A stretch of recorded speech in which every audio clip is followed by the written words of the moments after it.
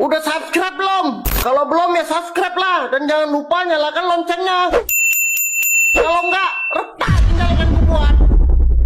Ya Allah yang tahu bagaimana perasaan aku sakit. Sakitnya perasaan aku ni. Siapa yang tahu? Siapa tahu? Aku mahu dengan kau. Siapa yang buat aku ni? Aku mahu. Oh, hi. Wait a minute. Who are you?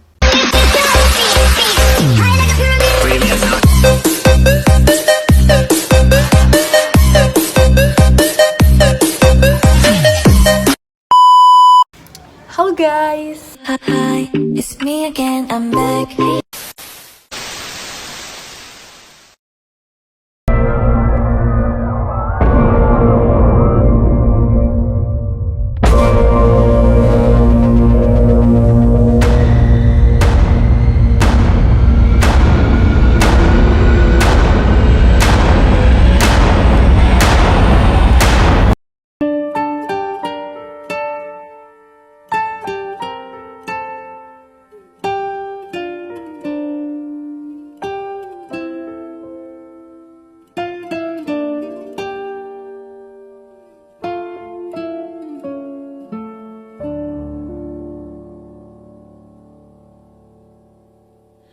Desir pasir di padang tandus, segersang pemikiran hati.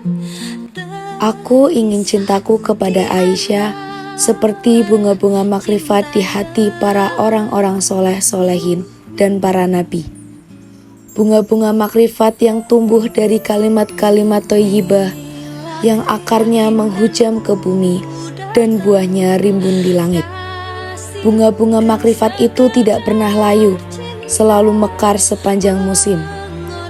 Bunga-bunga makrifat itu begitu indah, keindahannya hanya bisa ditangkap oleh mata batin para pecinta sejati. Bunga-bunga makrifat itu menguapkan aroma keharuman yang menyegarkan ruh, menyegarkan pikiran, jiwa, dan raga. Bercerita cintaku padamu. Bismillahirrahmanirrahim. Assalamualaikum warahmatullahi wabarakatuh. Halo guys, perkenalkan nama saya Lailatu Nisfi Rohmah dari kelas 12 MIPA 2, nomor absen 18. Kali ini saya akan mengulas novel yang sangat fenomenal. Novel ini juga termasuk novel yang bestseller loh. Karya dari seorang novelis ternama di Indonesia yang hampir semua karyanya sangat digemari oleh masyarakat Indonesia, terkhususnya yang mencintai novel bernuansa religius. Siapa lagi kalau bukan Habibur Rahman El-Shirazi. Novel ini berjudul Ayat-Ayat Cinta 2. Diterbitkan oleh Republika Penerbit, dan novel yang saya baca ini merupakan cetakan ke-15. Tebal buku ini adalah 698 halaman. Allah, aku pasrahkan diriku sepenuhnya pada saat ini kepada penguasa langit dan bumi. Kalau aku ikhlas, ya Allah, aku ikhlas. Ada, biar. Itu datanya mana? Ada. Umat. Ada. Ya, ada. Umat. Ya, ada. Iya. Novel Ayat-Ayat Cinta 2 ini merupakan sebuah novel pembangun jiwa. Kenapa sih novel Ayat-Ayat Cinta 2 ini merupakan sebuah novel pembangun jiwa? Karena dalam novel Ayat-Ayat Cinta 2 ini terdapat nilai-nilai Islam dan pesan moral bagaimana menjadi pribadi muslim yang rahmatan lil alamin. Dan itu oleh Habibur Rahman El-Shirazi digambarkan dalam sebuah tokoh yang bernama Fahri Abdullah. Pasti kalian penasaran kan gimana sih cerita yang ada dalam novel Ayat-Ayat Cinta 2 ini? Yuk simak videonya sampai akhir. A few moments later. Novel Ayat-Ayat Cinta 2 ini merupakan lanjutan dari novel Ayat-Ayat Cinta yang pertama. Novel ini menceritakan tentang kehidupan seorang pria asal Indonesia yang bernama Fahri Abdullah. Ia merupakan lulusan dari Universitas Al-Azhar Kairo, Mesir. Ia juga menjadi seorang dosen di University of Edinburgh. Fahri tinggal seorang diri di Edinburgh, Skotlandia, tepatnya di Stony Hill Grove, ditemani oleh asisten rumah tangganya yang berdarah Turki, yaitu Hulusi atau biasa dipanggil Paman Hulusi. Kisah ini bermula pada suatu malam ketika Fahri sedang murojaah hafalan Al-Qur'annya. Fahri membaca surat Maryam. Seketika ia teringat kepada Maria, gadis Koptik yang menjadi tetangganya pada saat di Kairo. Gadis Mesir yang sangat mencintai Fahri sampai jatuh sakit, kemudian menikah dengan Fahri dan wafat setelah bersyahadat. Fahri juga kembali teringat bayang-bayang Aisyah. Aisyah adalah istri Fahri yang hilang di Palestina. Pada saat itu, Aisyah pergi bersama temannya yang bernama Alicia. Alicia yang pergi bersama Aisyah sudah ditemukan dalam keadaan yang mengenaskan di pinggiran Hebron. Sampai saat ini, Fahri tidak tahu Aisyah berada di mana, masih hidup apakah sudah meninggal. Tetapi Fahri selalu berharap agar Allah Subhanahu wa Ta'ala mempertemukannya dengan belahan jiwanya itu. Pada saat itu juga Fahri mendengar suara gesekan biola. Fahri mendengarkan dengan seksama nada itu, nada yang sering dimainkan Aisyah ketika bermain biola. Suara itu terdengar dan berasal dari rumah tetangganya yang bernama Keira. Keira adalah orang yang beragama Yahudi yang membenci Fahri dan sering meneror Fahri. Bukan tanpa alasan Keira membenci Fahri, karena Fahri beragama Islam. Menurut Keira, semua orang Islam sama jahatnya seperti orang-orang yang melakukan bom bunuh diri di London yang mengakibatkan ayahnya meninggal dunia. Dan orang yang melakukan hal tersebut adalah orang yang berjanggot panjang yang kemungkinan beragama Islam. Fahri tidak menaruh dendam sama sekali kepada Keira, namun sebaliknya, Fahri selalu menolong dan membantu Keira. Pada saat itu, ibunya tidak mempunyai cukup uang untuk membiayai sekolahnya di salah satu sekolah musik terkenal di London. Ia sempat memaksakan ibunya. Namun, ibunya Keira menginginkan agar Keira dapat membantu pemasukan, tetapi Keira tidak mau. Akhirnya, Keira menjual dirinya di internet. Hal ini dilakukan agar Keira dapat meraih cita-citanya itu.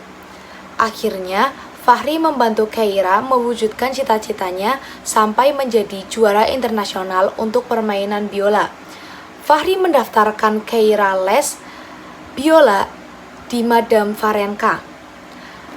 Fahri melakukan hal ini tanpa sepengetahuan Keira, karena jika Keira tahu, pasti Keira akan menolak bantuan dari Fahri. Dan juga Fahri mau membuktikan bahwa orang Islam itu tidak jahat. Pada suatu hari, Fahri bertemu dengan seorang pengemis muslim perempuan yang wajahnya buruk rupa dan bersuara serak. Akhirnya, Fahri menolongnya dengan memberikan uang kepadanya.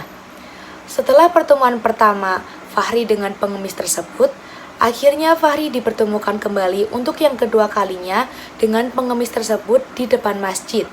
Pengemis itu sedang dicaci maki oleh jamaah. Fahri menasihati jamaah tersebut dan orang-orang yang ada di sana. Fahri memberinya uang atau sedekah atas nama Aisyah. Fahri meminta kepada pengemis tersebut agar mendoakan Aisyah. Tetapi entah mengapa setelah Fahri mengatakan hal itu, pengemis tersebut langsung menangis dan meninggalkan Fahri. Fahri juga bertemu lagi dengan pengemis itu dalam keadaan pingsan di pinggir jalan. Akhirnya Fahri menolongnya dan menawarkan kepada pengemis tersebut untuk tinggal bersamanya.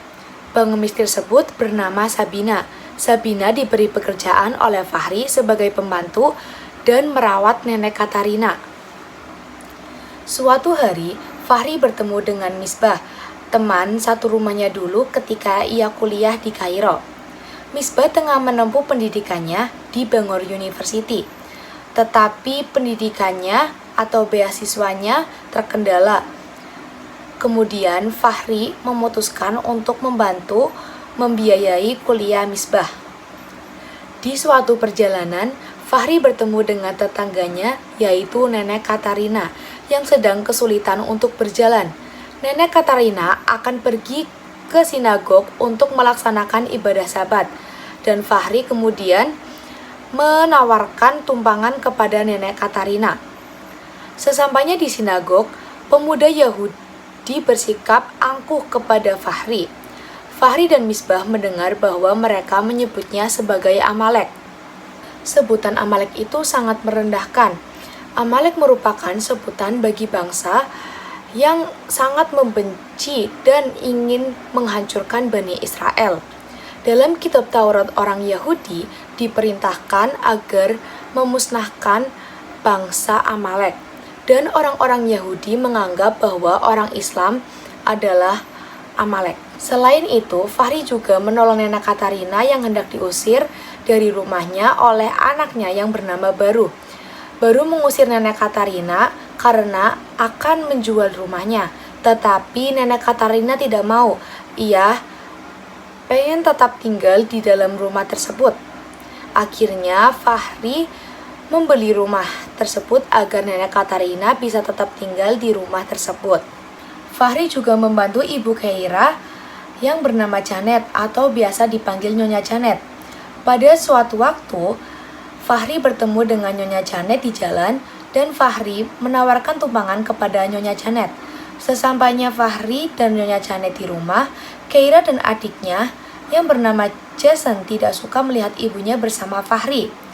Jason yang seringkali mencuri di minimarket milik Fahri, hingga suatu ketika aksi pencurian Jason tertangkap jelas di CCTV yang ada di dalam minimarket Fahri.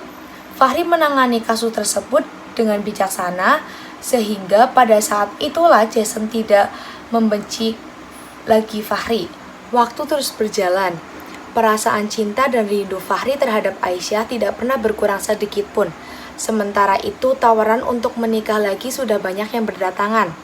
Awalnya Fahri selalu mengelak dan menolak topik pembahasan jika membahas pembicaraan tersebut. Hingga pada suatu hari Fahri didatangi oleh Syekh Utsman, guru talakinya selama di Mesir. Kedatangan beliau tidak sekedar untuk bersilaturahmi atau memenuhi undangannya dari para ulama di Inggris, tetapi untuk menawarkan cucu perempuannya yang bernama Yasmin. Yasmin seorang perempuan cantik yang berpendidikan tinggi.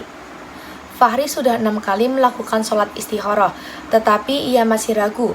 Akhirnya, Yasmin memutuskan proses tersebut tidak dilanjutkan. Fahri merasa lega karena terbebas dari beban untuk memilih Yasmin. Esoknya, Yasmin dan Syekh Utsman pergi ke Durham. Fahri membuat penggalangan dana untuk anak-anak Palestina. Ia juga menampilkan beberapa penampilan bersama Madam Varenka, pelatihnya Keira, dan juga Keira. Pada saat itu juga, Fahri bertemu dengan Hulya, keponakan Aisyah. Pada suatu hari, keluarga Aisyah berkunjung ke Edinburgh dan menyarankan kepada Fahri untuk menikah lagi dengan Hulya, keponakan Aisyah. Perang batin dalam diri Fahri pun dimulai. Di satu sisi, dia didesak oleh orang sekitarnya untuk menikah lagi. Dan di sisi yang lain juga, Fahri takut menzolimi jika Fahri menikah lagi tidak dapat mencintai istri barunya seperti yang mencintai Aisyah. Berbagai cara pun dilakukan oleh Fahri, termasuk sholat istikharah. Hingga akhirnya Fahri memutuskan untuk menikah lagi bersama Hulya. Sebelum melamar Hulya, Fahri sesungguhnya sudah melamar Sabina, tetapi ditolak oleh Sabina karena Sabina merasa tidak pantas dan tidak sebanding dengan Fahri, terlebih wajahnya yang buruk rupa. Malah Sabina menyarankan kepada Fahri untuk menikahi Hulya, dan Hulia pun menerima lamaran tersebut. Selama 3 tahun, akhirnya mereka dikaruniai seorang anak laki-laki yang diberi nama Umar Al-Faruq.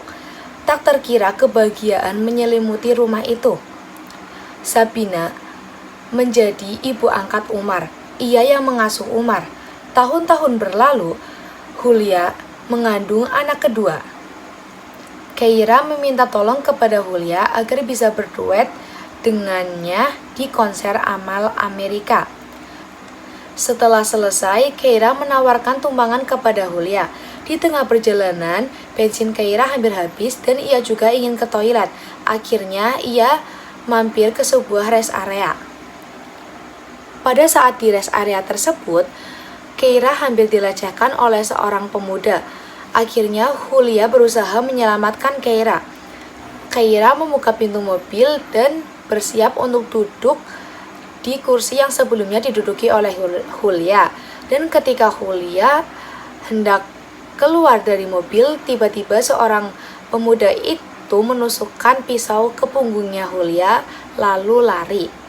Akhirnya Hulia bersimbah darah dan dibawa ke rumah sakit. Hulia mengalami koma dan akhirnya meninggal dunia. Sebelum menghembuskan nafas terakhir, Hulia memberikan wasiat kepada Fahri, salah satunya transplantasi wajah pada Sabina. Fahri bertanya kepada Sabina apakah Sabina bersedia melakukan wasiat dari Hulia, dan akhirnya Sabina pun menyetujui. Fahri melaksanakan wasiat dari Hulia. Terdapat suatu hal yang sangat mengejutkan di akhir cerita ini, yakni Aisyah yang selama ini menghilang di Palestina ternyata menyamar menjadi seorang pengemis, yaitu Sabina. Fahri sangat terkejut mengetahui hal tersebut. Kemudian Aisyah menceritakan kepada Fahri apa saja hal yang terjadi pada saat Aisyah di Palestina. Nah, tadi merupakan sinopsis dari novel Ayat-Ayat Cinta 2 karya Habibur Rahman El-Shirazi. Selanjutnya, saya akan membahas unsur intrinsik dari novel Ayat-Ayat Cinta 2. Yang pertama ada tema. Tema dalam novel Ayat-Ayat Cinta 2 ini mengambil tema percintaan dan keagamaan. Dapat dilihat dari kisah percintaan Fahri dan Aisyah yang berlandaskan hukum Islam. Yang kedua ada penokohan, meliputi tokoh dan watak. Yang pertama ada Fahri. Tokohnya baik, penyabar, peduli, atau suka menolong. Bisa dibuktikan sikap tolong-menolong Fahri yang suka membantu tetangga-tetangganya, terutama Nenek Katarina dan Keira. Yang kedua ada Aisyah atau pengemis yang bernama Sabina. Sikapnya baik, penyabar. Bisa dibuktikan pada sikap penyabar dari Aisyah yang di situ statusnya masih menjadi istri Fahri, tetapi rela Fahri menikah dengan wanita lain yaitu Hulia. Yang ketiga ada Hulia, wataknya baik. Yang keempat, Paman Hulusi, wataknya suka menolong. Ia suka membantu Fahri jika Fahri mengalami kesulitan. Selanjutnya Nyonya Janet, wataknya cuek. Bisa dibuktikan pada saat Keira akan menjual dirinya, Nyonya Janet bersikap acuh. Selanjutnya Keira. Keira wataknya kasar, cuek. Bisa dibuktikan pada sifat Keira yang kasar kepada Fahri dan membenci Fahri. Selanjutnya adalah Jason, yaitu adik Keira. Wataknya baik, peduli. Bisa dibuktikan watak Jason yang peduli pada saat Keira akan menjual dirinya. Jason peduli kepada Keira. Ia meminta bantuan kepada Fahri. Selanjutnya Nenek Katarina. Wataknya baik. Ia menganggap Fahri sebagai anaknya.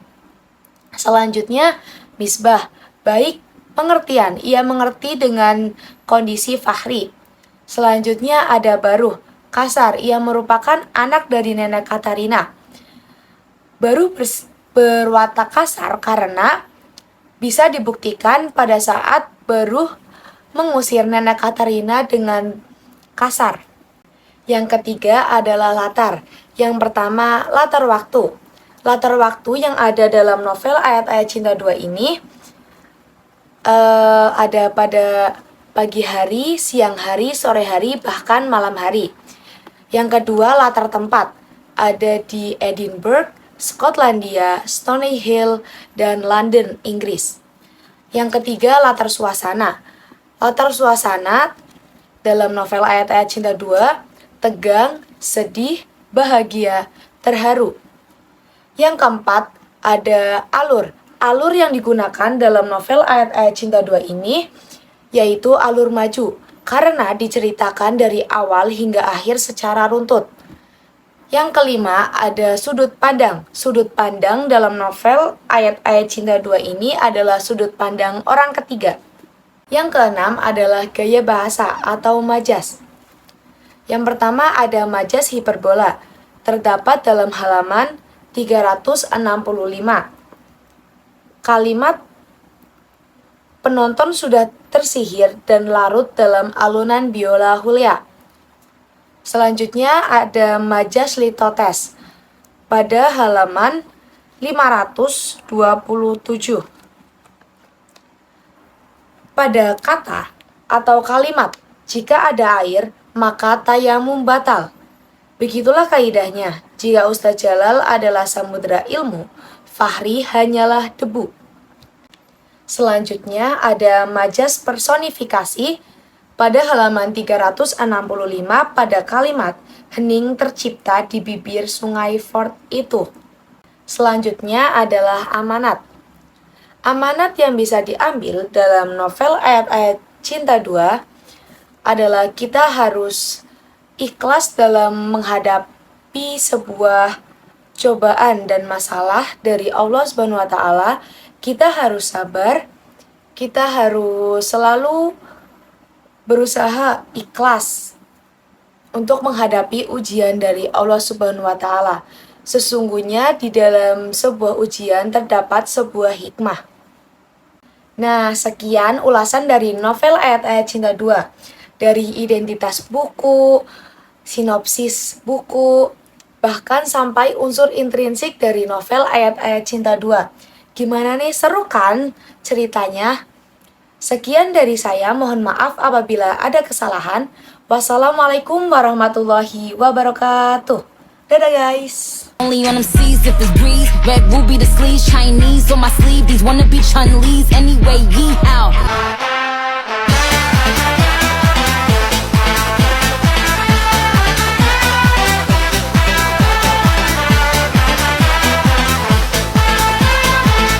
Thanks for watching. Please subscribe.